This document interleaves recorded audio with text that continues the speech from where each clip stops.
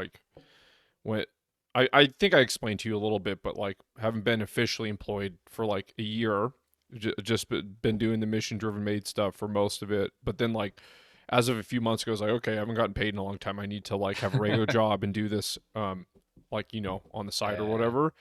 And so I applied for hundreds of jobs, dude.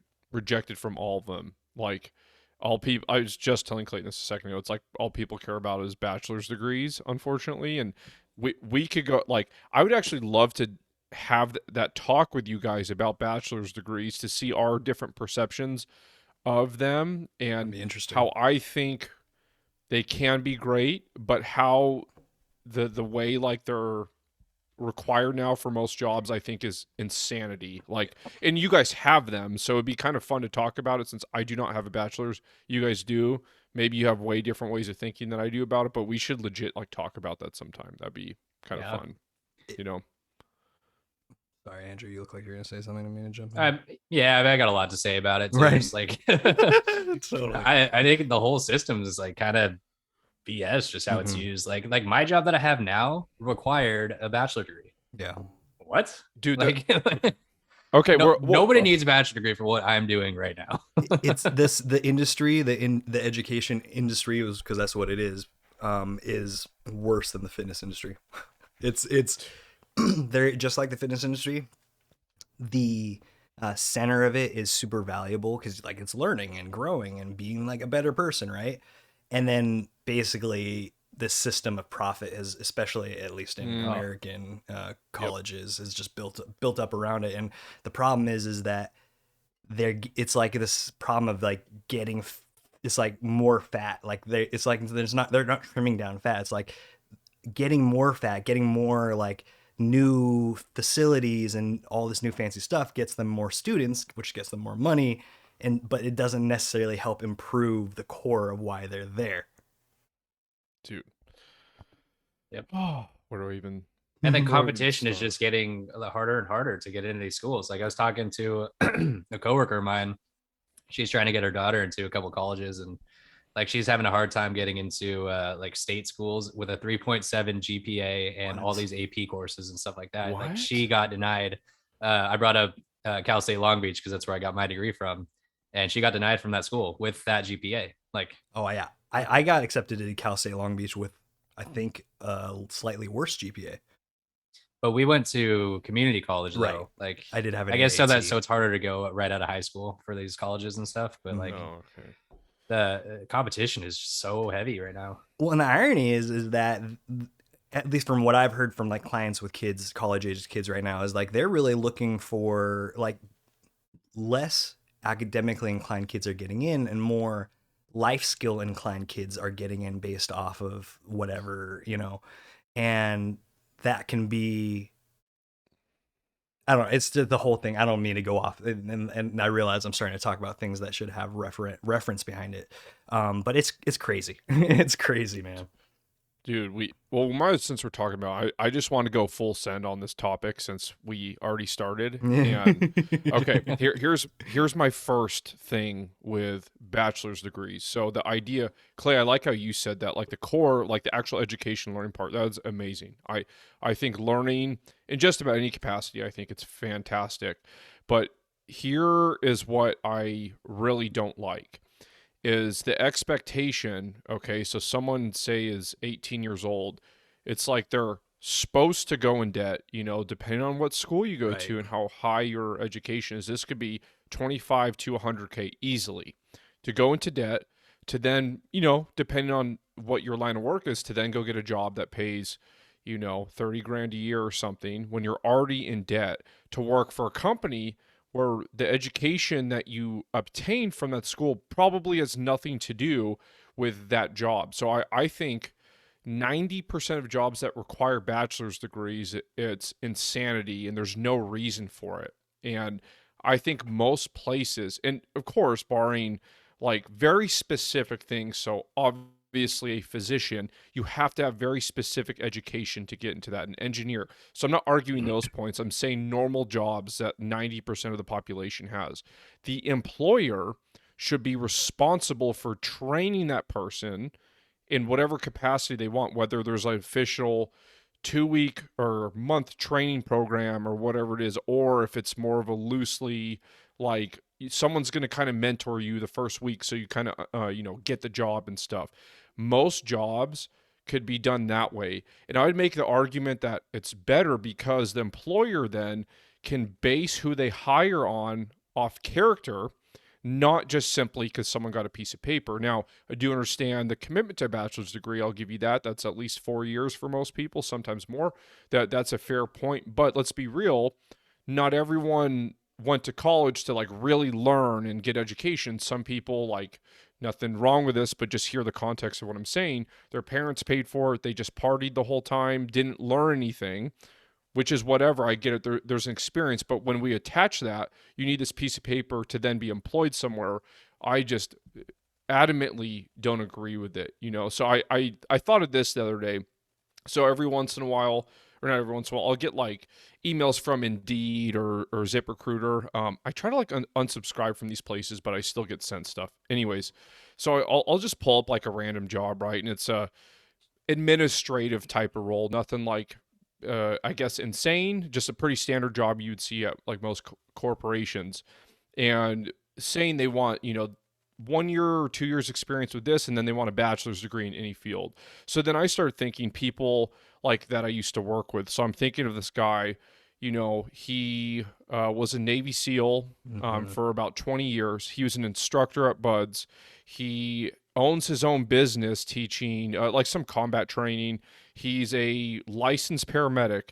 He's a firefighter as well. So he's all these things, plus he probably has hundreds of other courses and education, and 20 years of education, actually, because in the SEAL teams, they do have education all the time. It's just not at a normal college. So I was thinking about him the other day, like, okay, so this guy wouldn't be accepted to this $30,000 a year paying job because he doesn't have a bachelor's, but he literally has the most impressive life experience, resume.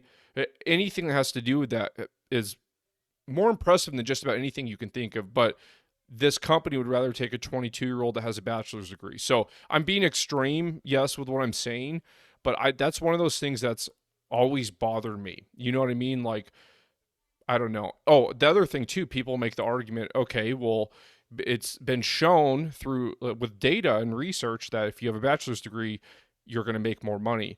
But that, to me, that's more of a correlation versus causation, because companies just require that now. It's just expected. It doesn't necessarily have to do with like, there's anything special to it. If you go again to like the doctor route or something very specific, then of course, someone that has obtained that degree, they're going to make more money most likely in that situation. But I'm talking about 90% of jobs. I could talk your guys' ear off on this topic, like probably for a day straight. Me and Edleen have talked about this a bunch, and it's one of those things that's just insanity to me. Like, not what the big deal is. Like, it's not hard to, go to school for 4 to 6 years. That, yes, I understand it's hard, but you guys know what I mean. Like, come on. Like, it doesn't make sense to me. So I feel like a lot of places are steering towards the just looking at overall experience and application that you've done towards whatever job you might be applying for.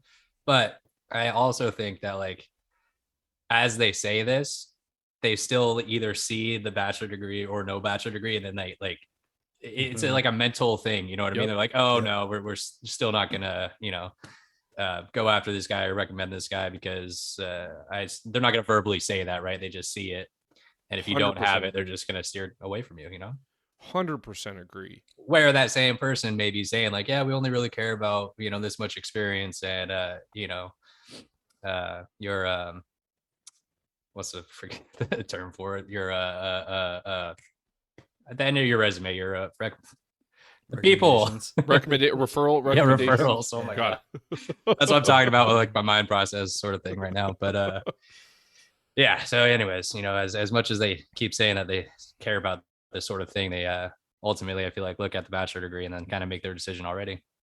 Or tell me this, both of you have a better insight than me with this. So with your, you both have psychology degrees. well, taking or going to school for that, you guys had to do a decent amount of, I guess you could call it general eds or classes that didn't specifically have to do with psychology. Now, that's another thing I don't quite understand. Past the high school level, why do you still need to take these things? Why can't we narrow it down to take just what you want to study? Thus, from there, maybe going into the career field you want that has to do with what you studied. To me, as an outsider looking in, it seems as though this is just a way for the universities to get more money and make you take more classes. Because why would you need math past a certain level once you get to, I don't know, say you wanted to be a psychologist, right, or a counselor?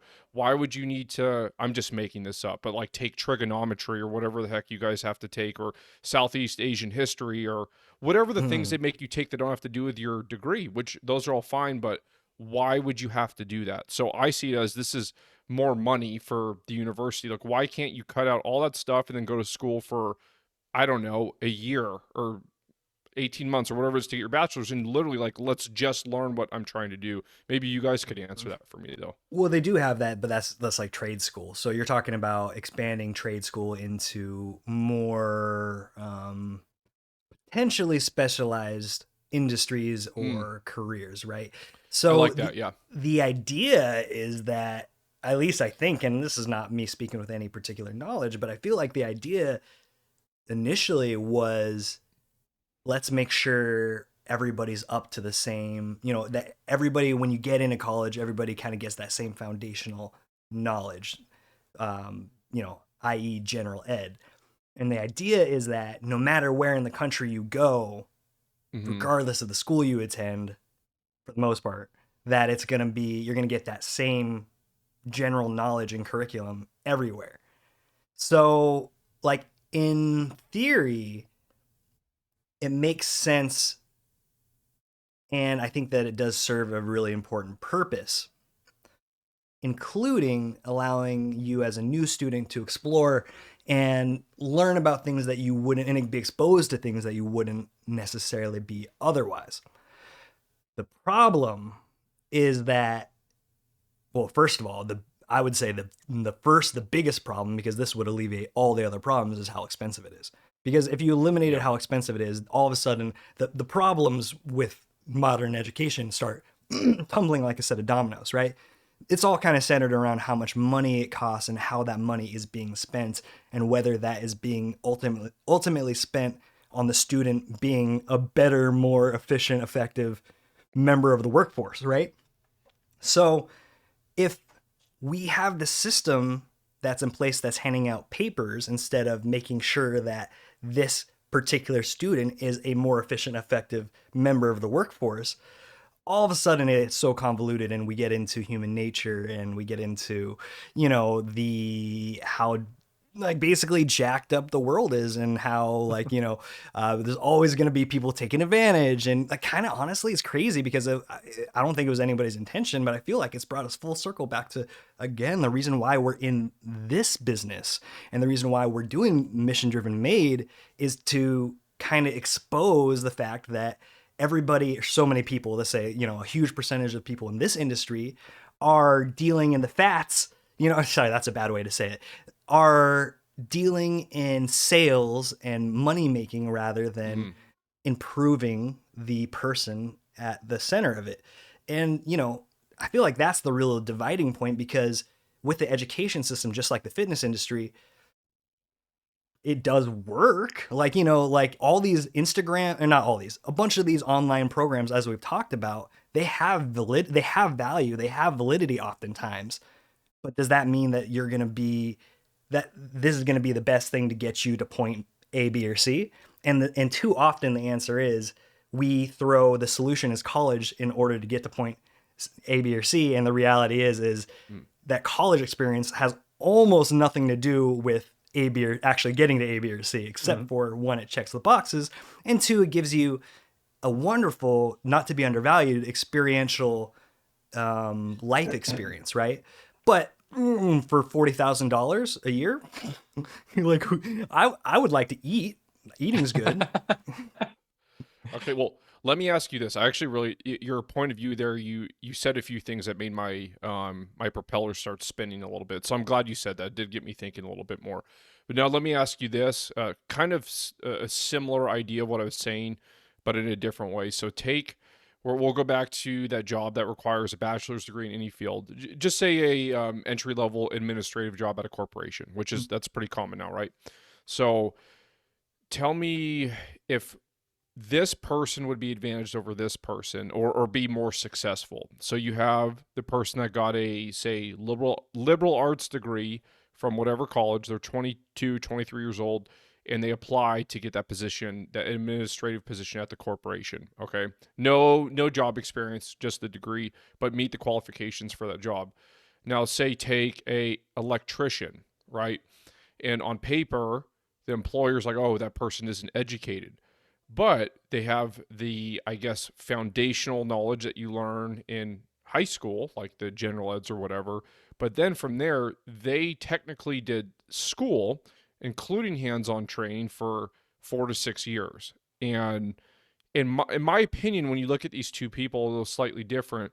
The electrician is way more educated and does have a base of knowledge, from high school, but is way more educated. So it's when I look at this employer, it's like, how would you pick that first person over someone that's actually way more educated, but it just didn't come from an accredited normal college institution? That part I don't understand either. I would be I would be curious and willing to hypothesize that a lot of that has to do with the bottom line. You can pay that 22-year-old probably a lot less. Well, I don't know. That's tough because you're probably paying them more because they have a degree. I don't know. It's tough because I totally get what you're saying. I think that a lot of times it's like we're talking about biases. We're talking about human biases. You know what I mean? True. So I guess True. sorry that's not a very like good response. It's just like I feel what you're saying. I don't I think Do, disagree. do it you have might, anything with that? yeah, I think it might depend on the corporation as a whole. Totally. Like if it were something along the lines of anything electrical, I think that would their experience and their knowledge would be brought up. I would like to think that would be Yeah. brought up at least. May not be the case every single time, but I think if it's for like an unrelated corporation, I Mhm. think probably 9 out of 10 times they'd go for the liberal arts. Yeah. Yeah. I Again, I don't know. That's just kind of like how I've seen things, and yeah. just like what I've been through in my interviewing process and stuff.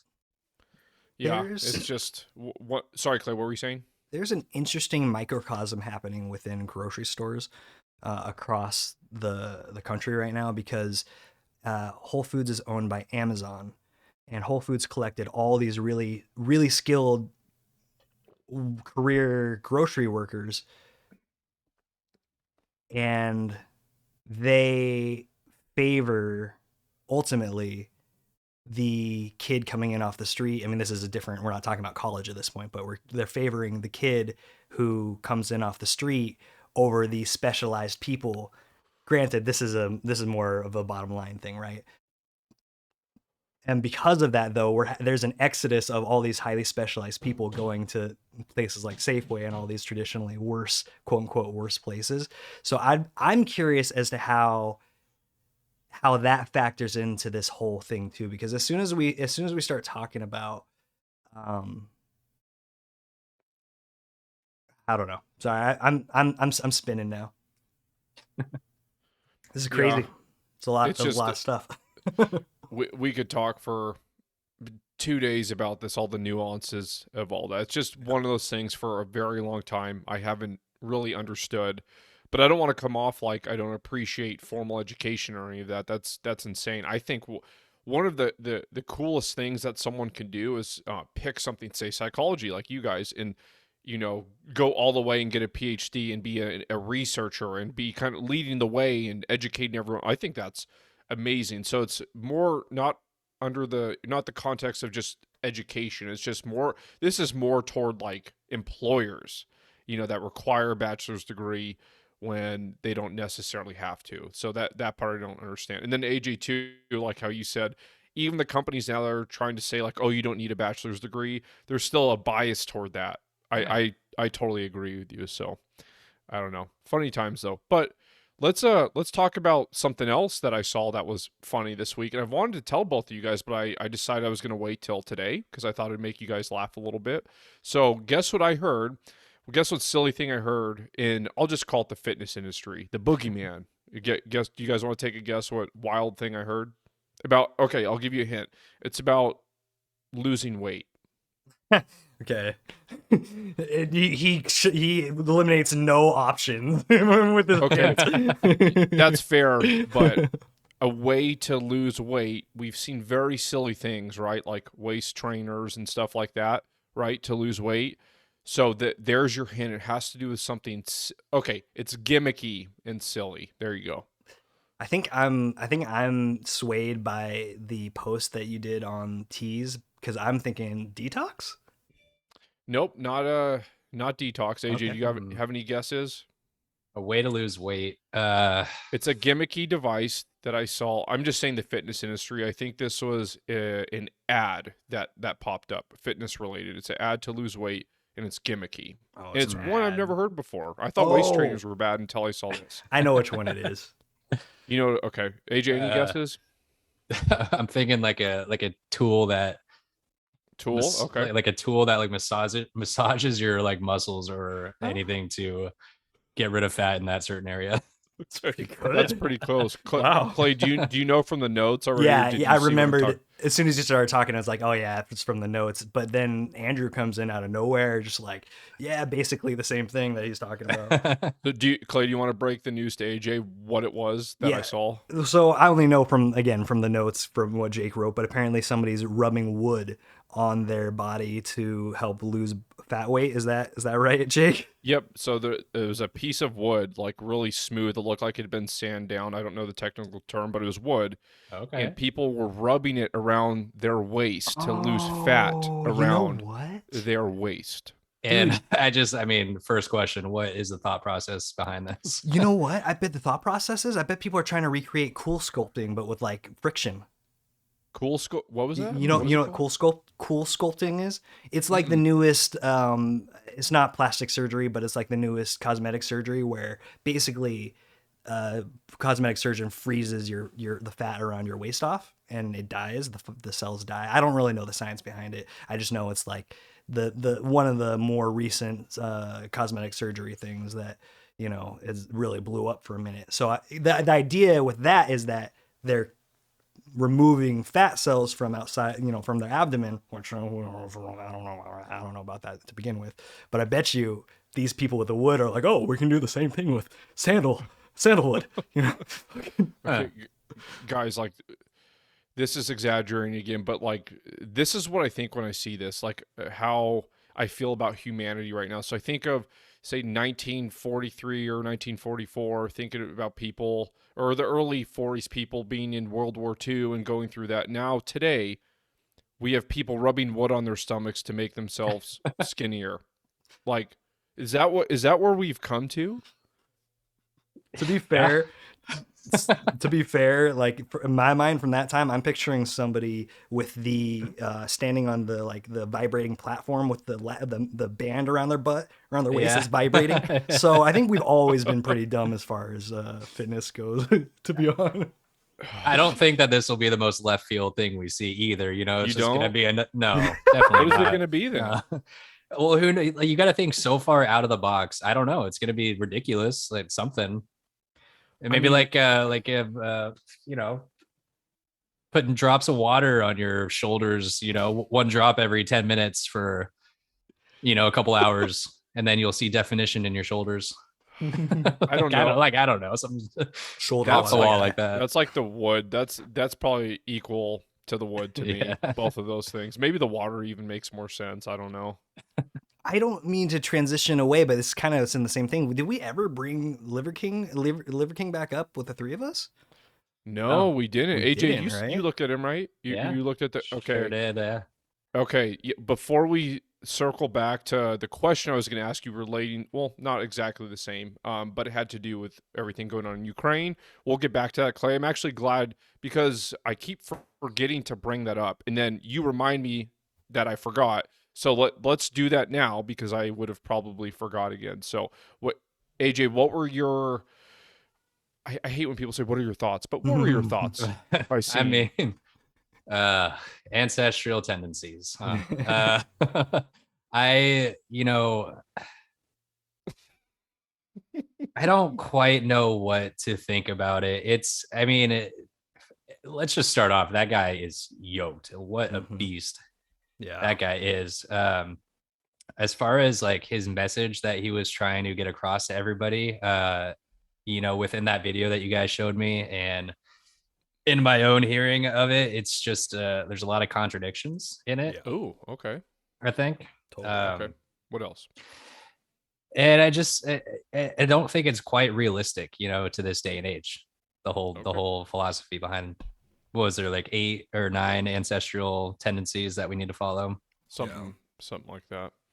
Okay. Clay, for, what was your impression? I wanted you guys both to go before I said mine.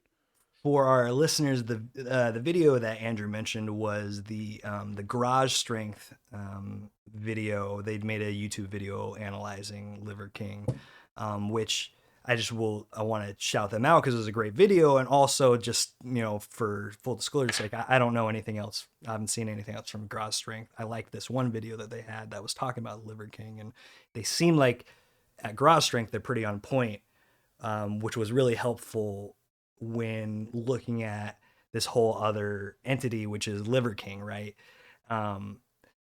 Like Andrew said, I mean, or I should say in my own words,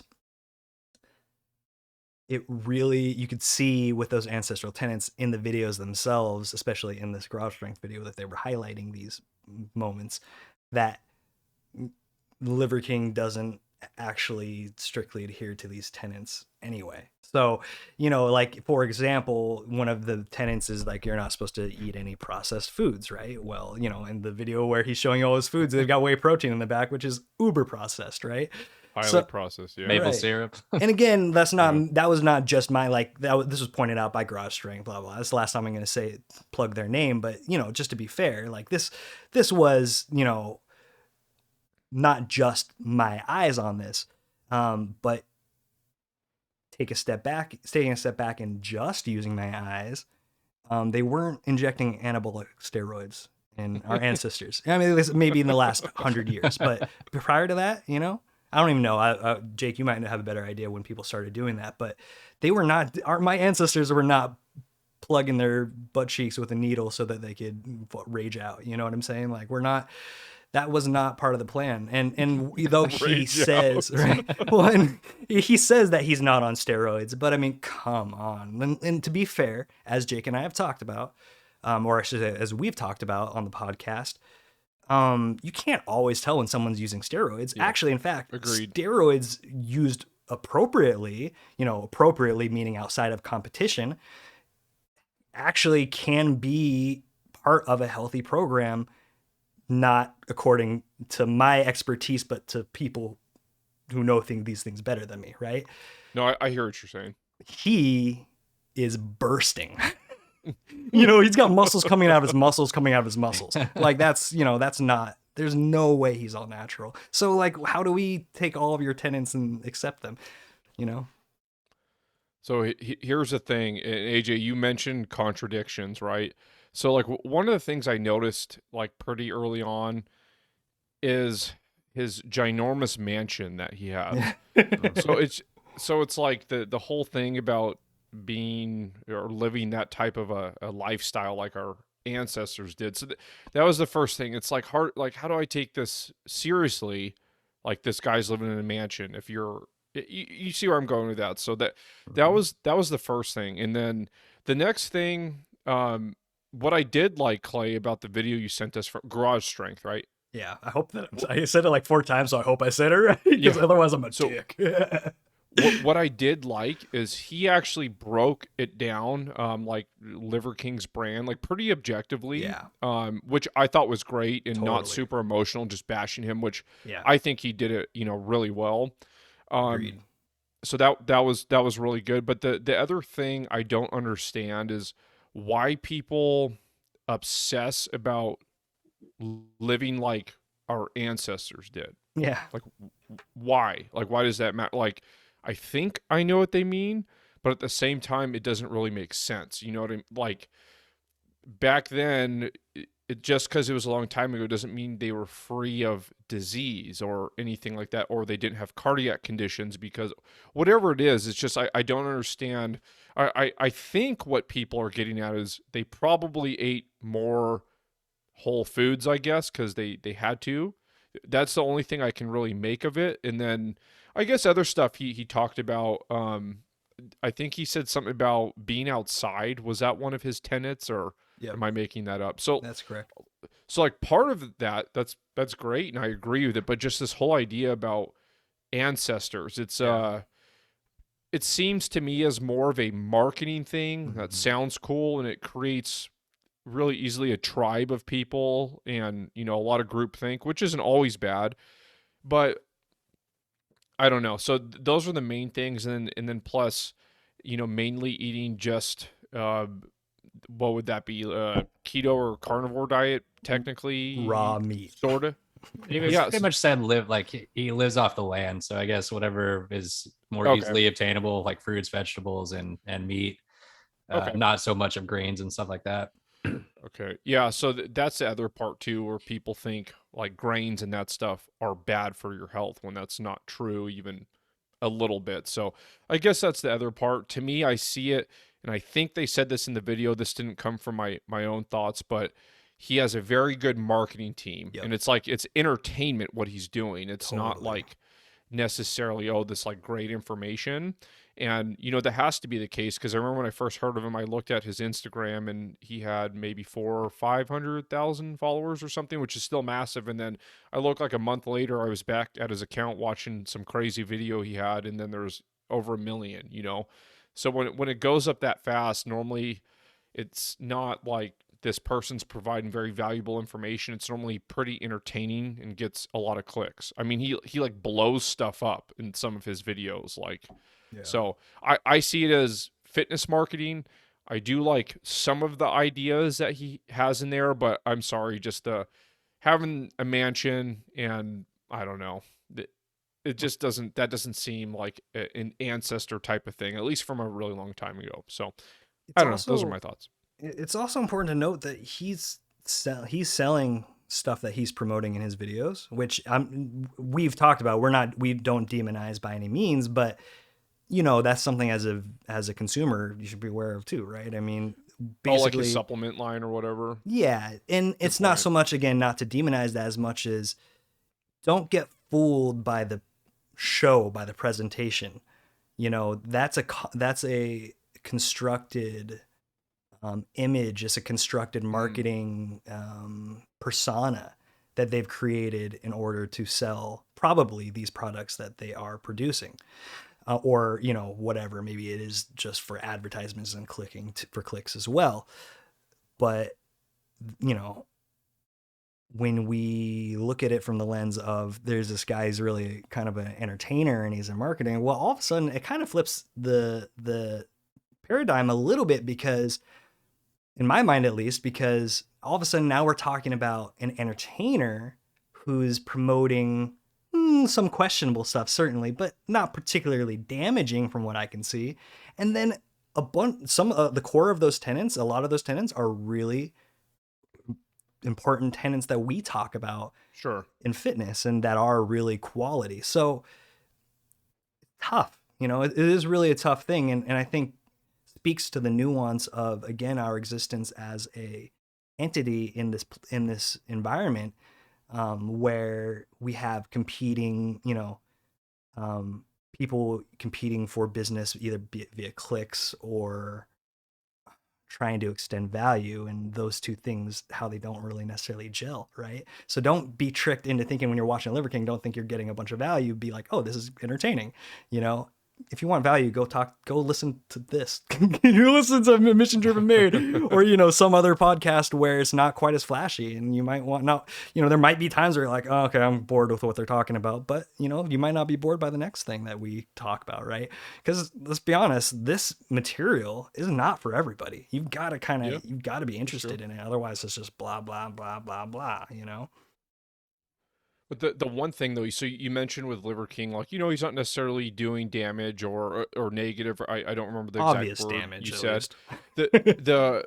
The one thing I will say that does startle me a little bit, and this isn't just Liver King, this is anyone that promotes, you know, a carnivore or keto or some type of diet like that. So those diets obviously are very high in saturated fat.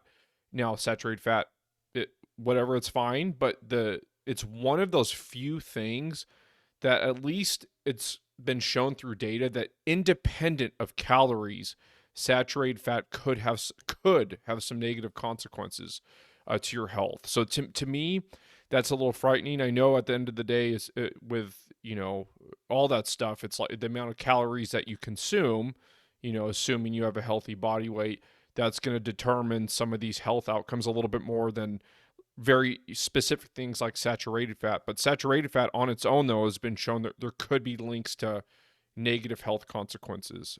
So that's the thing that does startle me. Now, say someone is severely overweight, you know, 200 pounds overweight, and they decide to do keto or carnivore, and then they lose a ton of weight.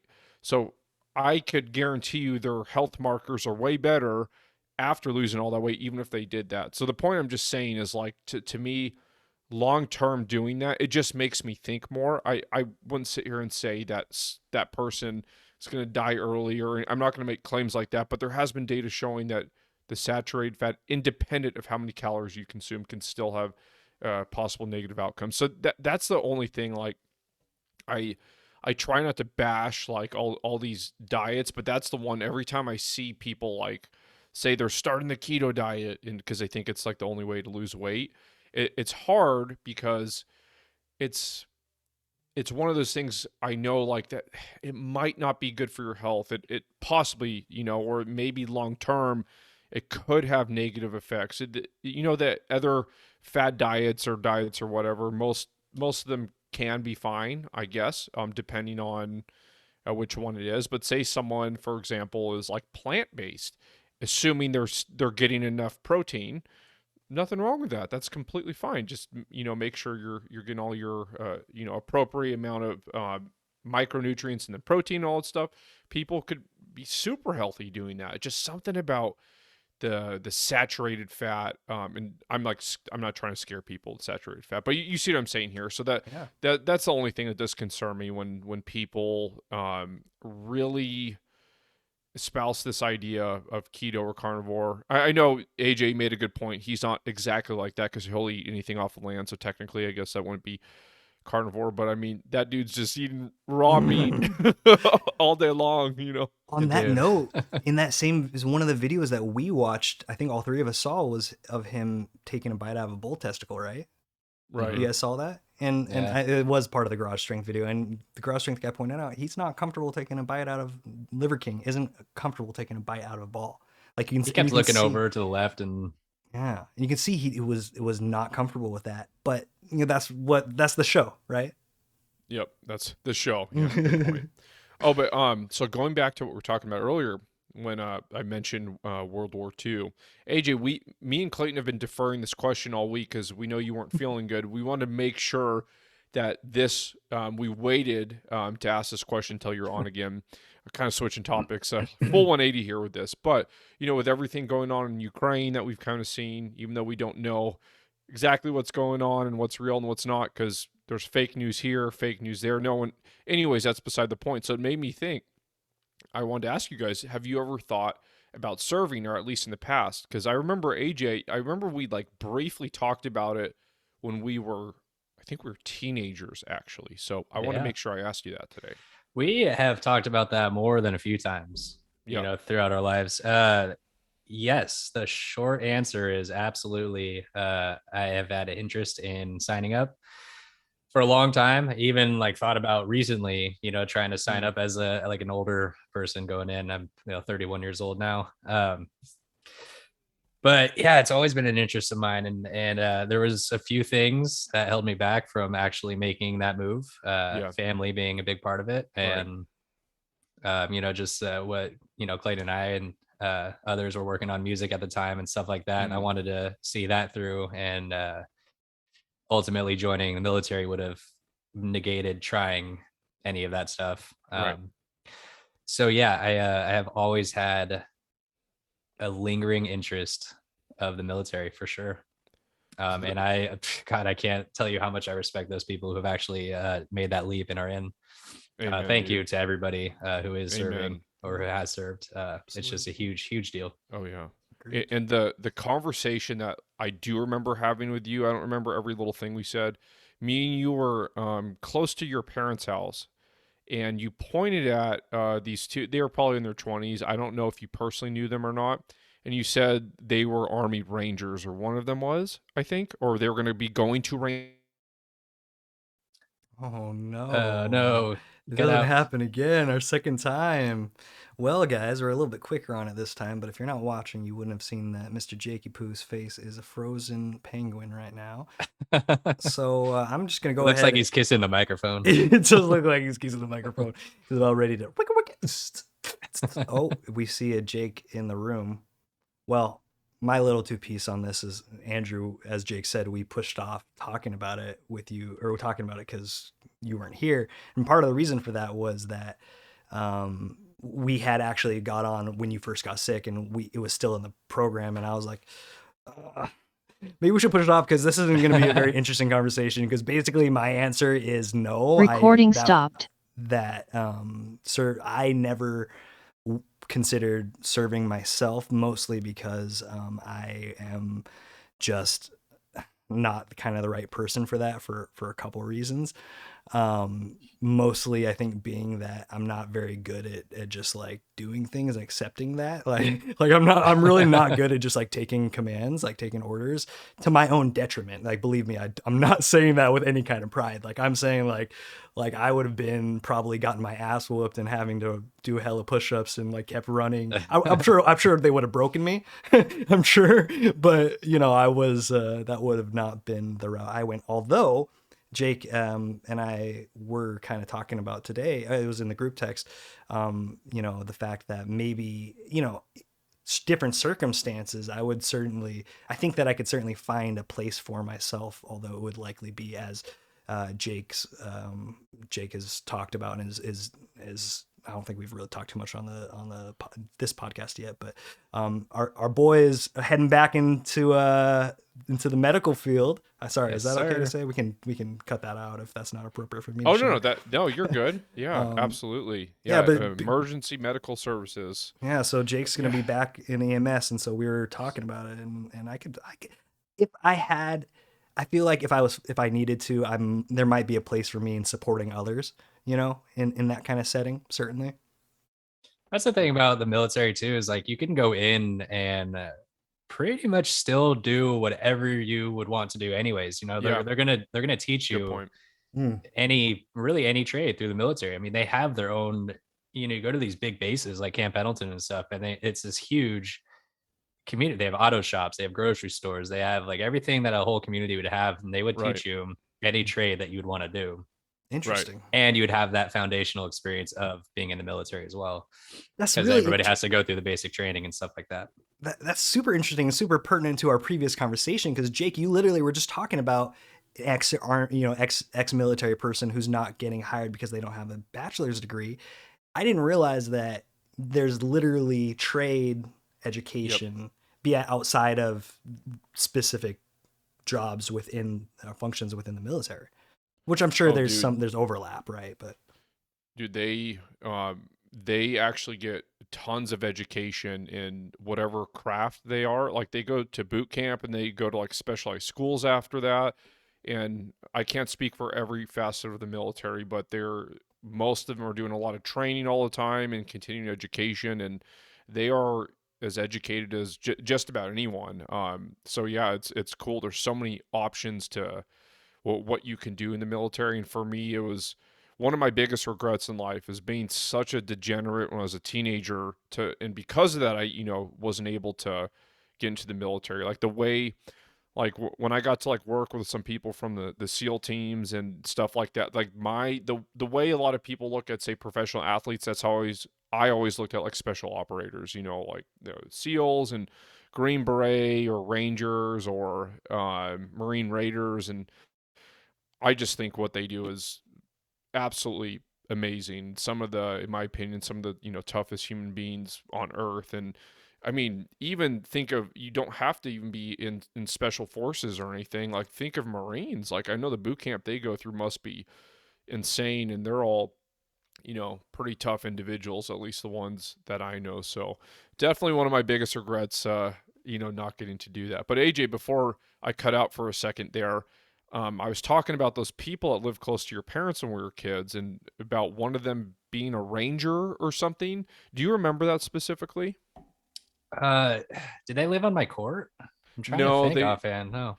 they lived, I can't remember the cross street that was, it was the main like cross street close to where your court was, Hmm. but down just a little ways. And so I don't know if like you were looking at them and you saw like a army sticker or something, but you said, oh, I think one of them is going to ranger school or ranger battalion. You said something like I that, and I know, was like, like oh dang. I had some person that I was working with when I was a assistant manager at Jamba Juice in Pleasanton. He went to the Navy, but he didn't do any like Ranger program or anything like that. Um, that's the only guy who lives close to my parents' house I can think of Yeah. offhand. And then obviously, Drew Carpenter lived by us. Oh But right. Yeah. I think he just went to the basic Marines, right? But Yeah, I think he's a Marine, or was. I'm not really sure though. just off the top of my head, those are the only like close neighbors I can Mhm. think of He's in in the fire service. now too, isn't he? Carpenter. Oh, I have no idea. I think I've just seen him in pictures, like in in like social media or whatever, Hmm. But I think I'll have to look that up. yeah, I think I saw a picture of him with like the full fireman's mustache and helmet. Oh, But standard. yeah. Oh my gosh. Well, everyone, we had some great conversation today, but you guys want to get into some fitness for a little bit? Yeah. Get Oh, wait, into get into our wood topic today. rubbing wood on our waist wasn't fitness. Oh, I guess that could be included in our fitness section to yeah. But we'll go into our next fitness section. So, guys, for our fitness focus today, we're not going to be talking about rubbing wood on your waist to lose body fat. But what we are going to talk about is deloading and when to deload. So, let me start with what it means to deload. So, a deload, it's a portion of your training that typically lasts a few weeks. And during this time, it's a time where you're going to drop the load or volume or intensity or all of the above. Now, I said, a few weeks. There's no set rule or anything like that with how long someone's going to deload. I mean, you could do it for a month, you can do it for a couple days. So I would say typically it's a couple weeks. When I personally do it, it's about a week or so, and that seems to work just fine. But the point of a deload, it's to reduce fatigue you may be feeling from your training, but simultaneously preserve your fitness adaptations that you have worked so hard for. So it's a mixture of those two. If you're someone that trains 6 days a week and then you just take off a few weeks of training and don't do anything, you will notice some reduction in it could be strength after a couple weeks, it could be a little bit of muscle. What would definitely happen though is you're going to come back and be sore most likely from your workout, and you might just not be feeling it quite as much. So the point is to keep some of these fitness adaptations, but at the same time still training at a lower intensity. So like I mentioned, you can do this however you feel is right. Starting at a week is maybe a place to start, but find what works best for you. Many people will, especially in like the strength sport type of world, they're going to deload maybe every 5 or 6 weeks, something like that. But it really depends on the athlete or depends on the person. You don't have to do it every 5 or 6 weeks. I mean, some people don't ever deload.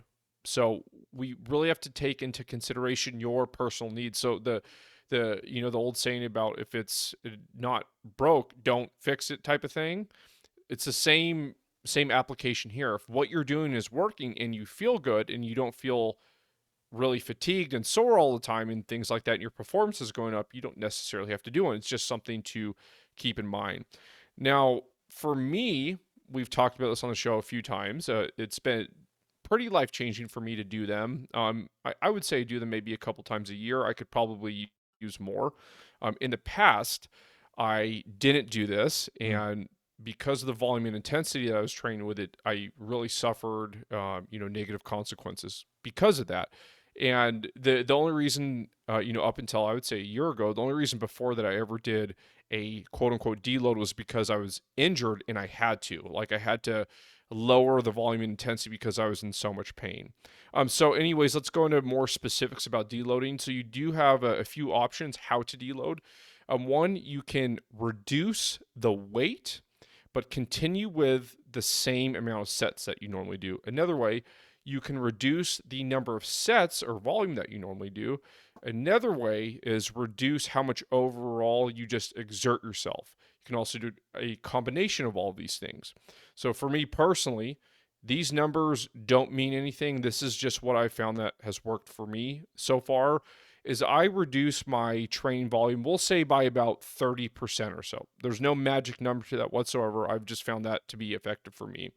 And on top of this, I reduced the load by about 30% or so. And overall, just significantly reduce how much I exert myself. That would be, at least for me, the main factor. And in between sets, I'm not rushing. I'm just waiting till I feel good to go. So I'm not chasing a pump. I'm not trying to lift heavy, nothing like that. And I heard this articulated very well the other day, so I wanted to bring it up in the podcast. So this what I'm about to say, this came from, I think it was Dr. Jordan Feigenbaum, if I'm not mistaken. I love the way he articulated this information. And so how to know when to deload, this is what he was talking about. So there's a physiological reason. So what this would mean, if you're continuously sore, you're always in pain, you feel beat down, you have a reduction in your performance and it keeps going down, that would be, possibly time to deload. And when I say reduction in performance, I'm not talking about you had like one bad training session, maybe two. This is like, okay, it's been a week. Normally that 30 pounds feels fine. Today it feels really heavy. And then the next time you go back to that 30 pounds, it feels really heavy. You feel fatigued. The soreness isn't going away. So that would be a physiological reason to, okay, let's take a deload. Now, the next reason, this would be more of a psychological type of reason to deload. So this would be a low motivation to train and say high environmental stress. So I would think of, say for you guys, for example, when you were going through school, getting your degrees in psychology. I remember, Andrew, I think it was you were studying for a big test. I don't know if you're nervous or anything, but I remember you mentioned you had to study a lot. I remember that. So say you're studying for a big test like that and you're very stressed, you don't have a lot of time. That would be another idea to when you can take a deload. If the environment is just very stressful and you feel you benefit from a deload, that would be another reason.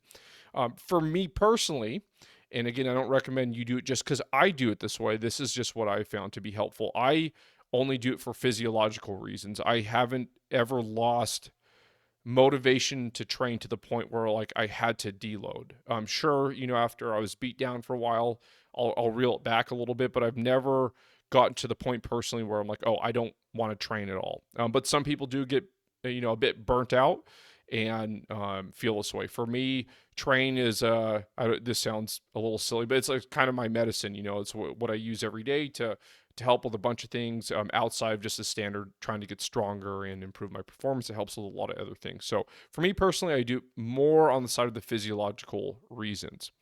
Okay. And more often than not, during our deloads, the main consideration, we have to remember that it's supposed to be lighter, it's supposed to be easier. This isn't something that is supposed to be so hard to the point where you're trying to push yourself. I know that sounds a reductionist way to say it. So that's one of the main considerations when you're doing a deload. Don't try to challenge or push yourself because it's going to defeat the whole purpose. I would say one of the other big things is don't go to failure on anything. Stop at least 4, 5, 6 reps short of failure. That's what I recommend at least, because we're not trying to um, get new fitness adaptations. We're just trying to maintain the ones we have, but then really reduce the fatigue from our training. So that's one of the main considerations. And another thing here too, you don't need to deload, especially if you're someone, say you don't really train very intensely. You're maybe a recreational exerciser, and when you go into the gym, you never really push yourself to where you really feel your heart rate elevate that much, or to where you're really struggling during the set. It's just kind of a casual thing. Someone like that might not need to deload. It doesn't mean you can't. It just means that person probably doesn't need it quite as much. Another way to look at this too, so Jordan Syatt put it this way, which I really liked as well. I never really thought about it this way. He said you don't ever have to deload. If you do a standard like linear periodization where, for a couple weeks the weight's a little bit lighter, then the next week it's a little heavier, and the last week it's heavy, and you just continue on a cycle like that, your lighter week would be kind of like a deload. And I never really thought about it that way before, but it made perfect sense. The reps are maybe a bit higher, but the load is lighter and the intensity is down a little bit. So he put it that way. So that's just, I guess, another way to look at it. If you're someone that is feeling beat down, you're sore, you're fatigued, any of those things, consider doing a deload. Start with a week and see how you feel. And you're going to show up to training the following week. You're going to feel fantastic, most likely. So Clay, I know you had some stuff with this, didn't you? Yeah. So you mentioned that deloads are used for both physiological and psychological reasons. I used what is essentially what you just described as deload so often for psychological reasons that I wouldn't even use the term deload, because the phrase deload implies that you are loaded up the rest of the time that you're not deloading. So this is pertinent and important because not everybody is lifting heavy loads. I would argue that probably more people aren't lifting heavy loads. So that doesn't take away any of the value from any of the things you said, but rather from a completely different perspective, I'm gonna talk about using that same concept as a regular part of your workout. Okay, so Jake's talking about using a deload to I'm gonna try to look back at your notes here, because you said where was it? I'm not gonna try to find them in the notes, but you were talking about a psychological. Can you repeat the part you said about psychological? Because I'm not able to repeat it. Yeah, so psychological, one of the main things is like you've lost all motivation to train. You might feel a little bit burnt out. That was part of it. So thank you. I appreciate that. Mm-hmm. So the part is that high environmental stress part, right? Oh yes, so, yeah. So perfect. That is really where it comes into the way I'm talking about deloading. Okay, because for a lot of us, the idea of even working out constitutes creating high environmental stress. In fact, for a lot of people, especially people who aren't used to working out, that is the main value of getting some workout in your life, is you're creating some environmental physical stress that your body will adapt to. And those adaptations are the results and the gains that we talk about, right? So when I'm talking about using lighter loads, which Jake is talking about as deloading, I think has a value in our day-to-day, basically getting ourselves to move when we don't want to work out. Because a lot of people are like Jake, where they need it. And I actually am one of those people. I need it. But I'm unlike you in the way that I don't want to take my medicine. If I don't feel the symptoms of my various conditions, I'm like, Yeah, I'm fine. It's not until my conditions build up and I have started having symptoms that I need to manage, that I get into this place where, okay, now I need to start working out again. Okay. So when that environmental stress starts, we don't need to go directly to some rigorous workout in order to get the benefits of working out. We can basically practice this deloading, as Jake is talking about, as a way to get our butt in the door, you know? Because the reality is if you're not in a place where you want to work out, especially if you come from a place where you lead a largely sedentary lifestyle, it's not going to do you necessarily any good. In fact, throwing yourself into a rigorous workout could have an opposite effect where you don't even want to get off your butt and go back to work out because it was a stressful workout. Instead, using kind of this low intensity technique, we can use that, and I do multiple times a week, to create a situation where I'm getting a little bit of movement, which is better than being sedentary. And oftentimes that little bit of movement snowballs into an actual rigorous workout. So Ooh, I good point. oftentimes am approaching it from this deload mentality, and because of my natural psychology and physiology, I'm oftentimes getting that rigorous workout that other people are like, oh, we're going to make sure we get this, right? So, it comes back down to knowing your own psychology and using these different skills and techniques to look at your own equation and see how you can better balance that equation. Clayton, I got really excited how you were describing what you personally do and how you're saying it's sort of a deload in a way, but not. So you literally just introduced us to our Friday debrief Oh, that we're going to sick. be doing on auto regulation. Mm. So I'm really pumped about that. I don't even think you just did that on purpose I right didn't now. read it yet. I've not read the So next notes yet.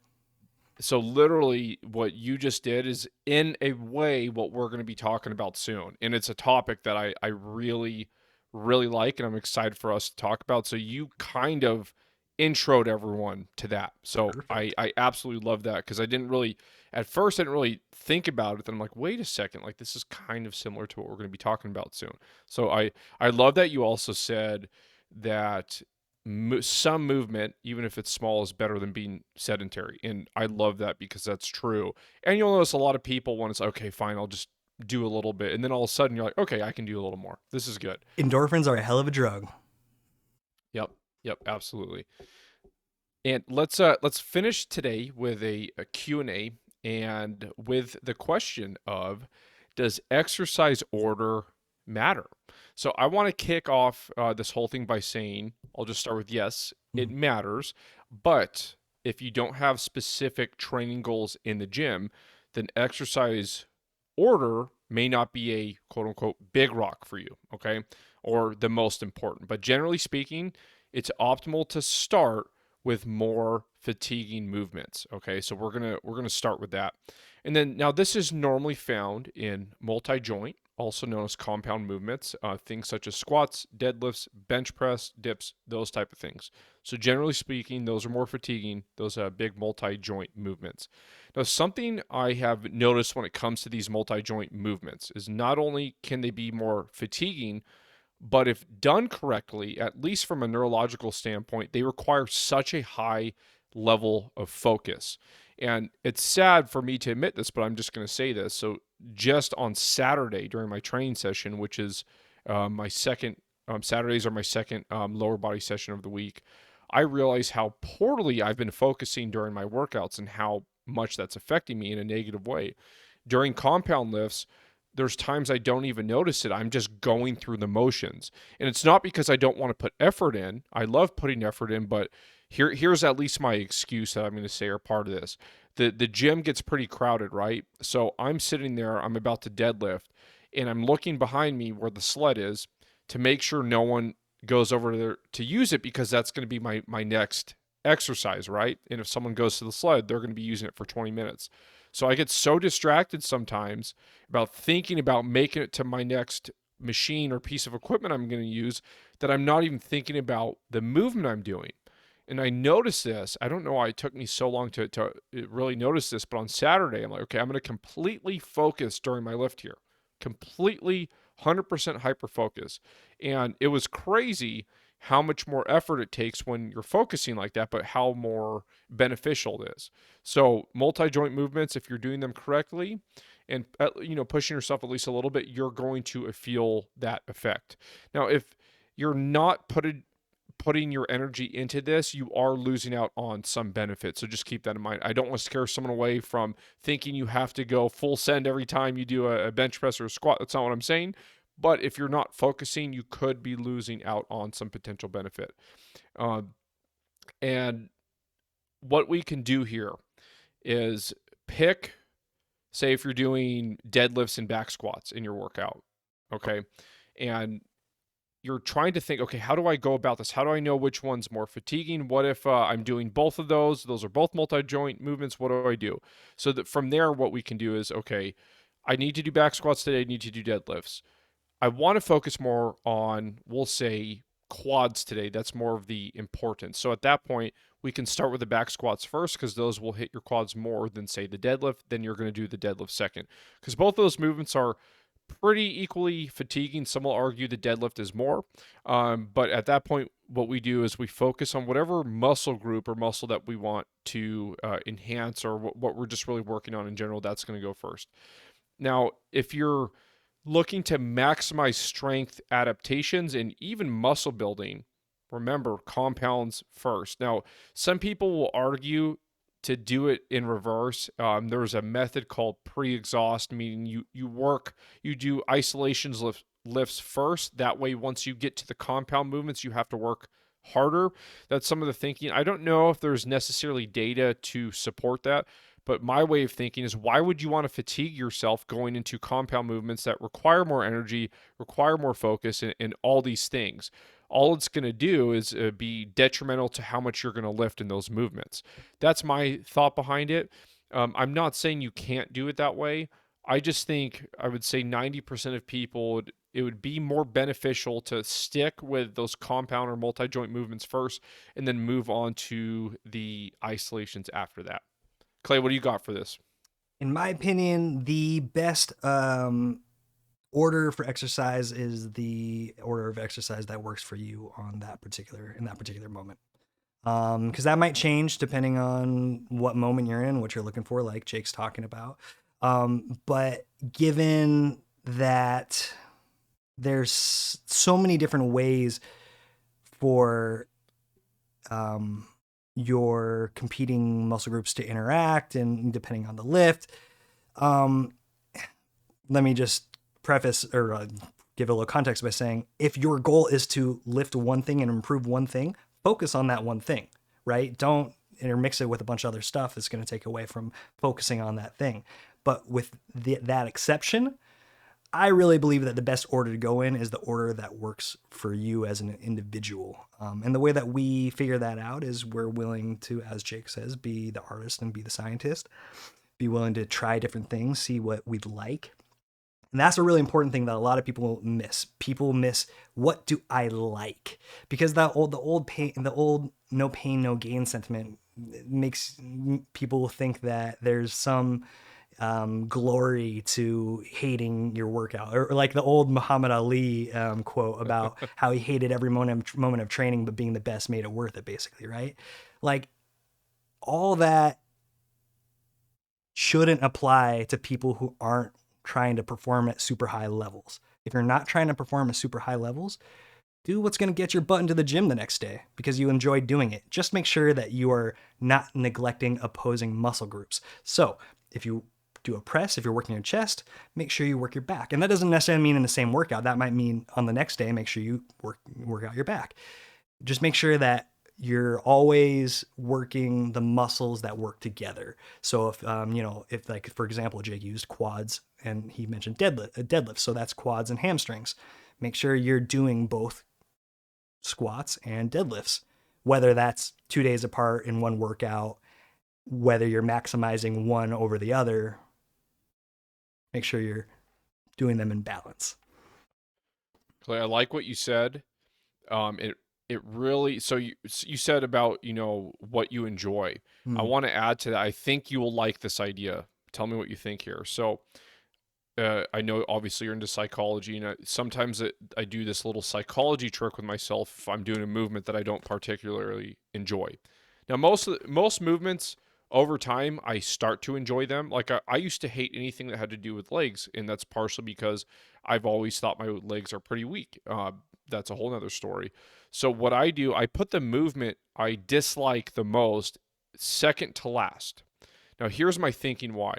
I want to go to the gym and start with something I enjoy, which is going to be a multi joint movement, which I enjoy the most anyway. So I start with that. And then the reason I pick, say, second to last versus last, I want to finish the session off with something maybe I enjoy or maybe isn't so taxing where I'm just dreading going there or getting to that movement. So second to last, it allows you to not worry like, okay, this is the last thing I have to do.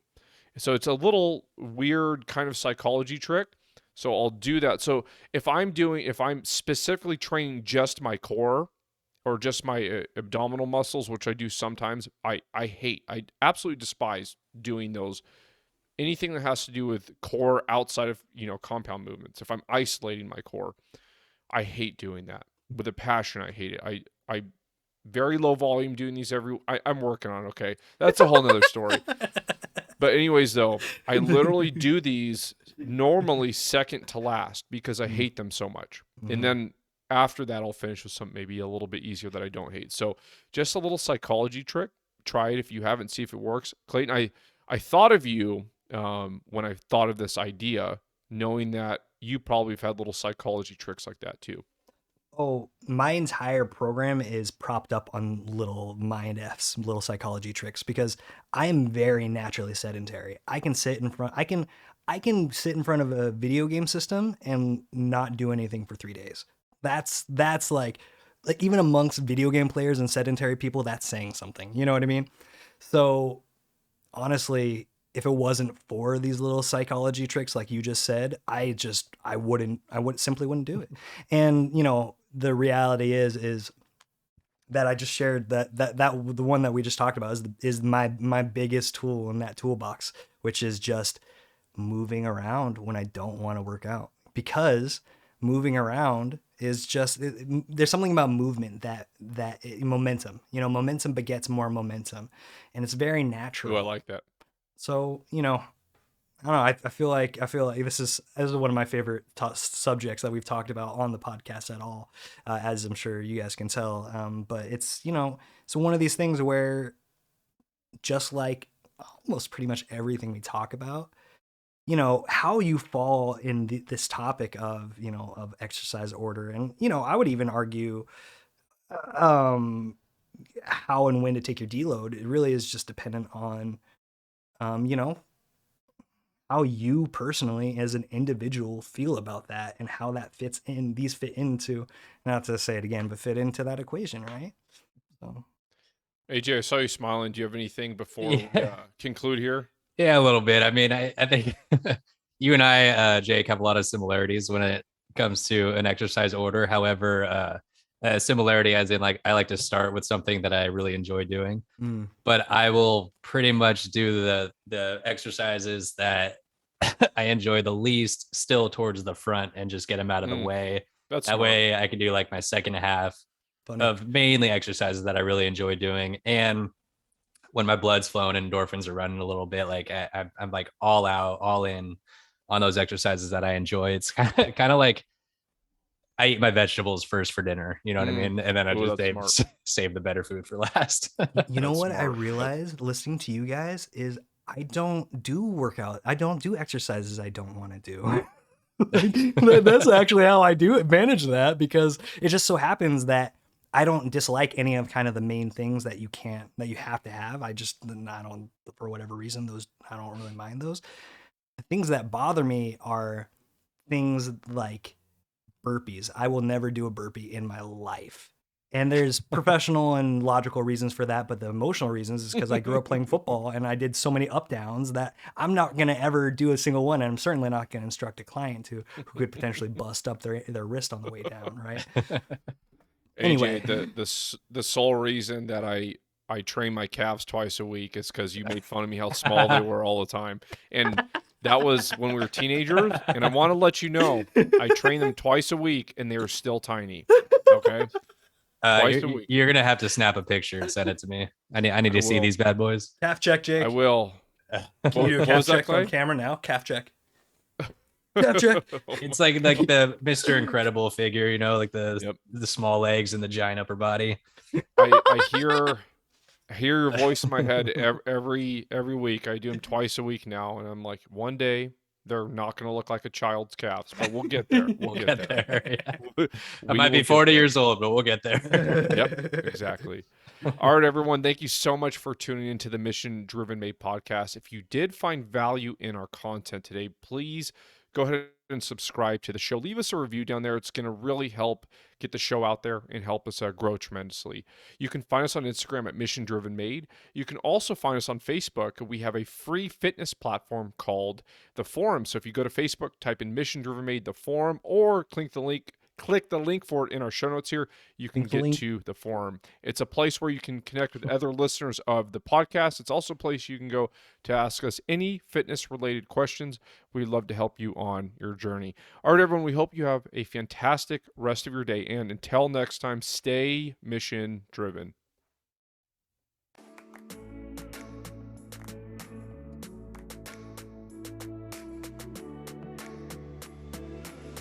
You just made a new thing. Click the link.